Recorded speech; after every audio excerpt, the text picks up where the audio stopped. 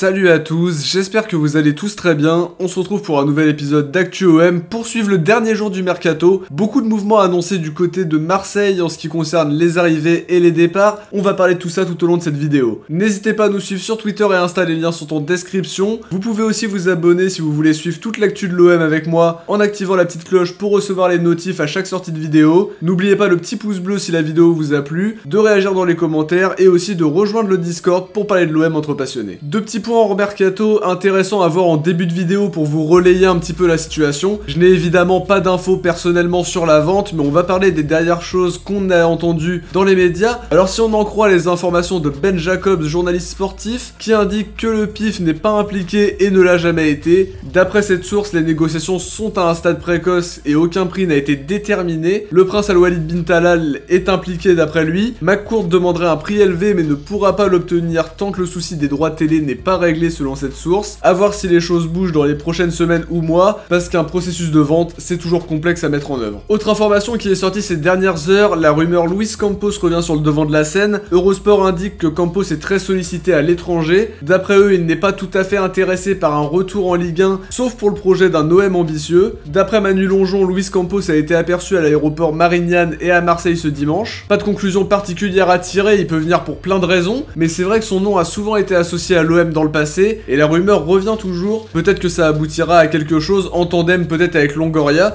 qui donne lui satisfaction pour le moment. On passe maintenant aux infos mercato en parlant de la situation de Lucas Perrin. Le minot marseillais a été annoncé en Bulgarie au CSKA Sofia, on en a parlé dans la dernière vidéo. La presse bulgare a confirmé cette information et affirme qu'un prêt pourrait être conclu d'ici la fermeture du mercato. En ce qui concerne Nemanja Radonjic, le Serbe était annoncé sur le départ pour ce mercato, l'OM voulant lui trouver une porte de sortie pour un joueur qui n'a pas été vraiment régulier sous le maillot de l'OM. RMC indiquait ce matin que Radonjic allait quitter l'OM en prêt avec option d'achat pour rejoindre le Hertha Berlin en Allemagne. Le montant de l'option d'achat serait fixé à 12,5 millions.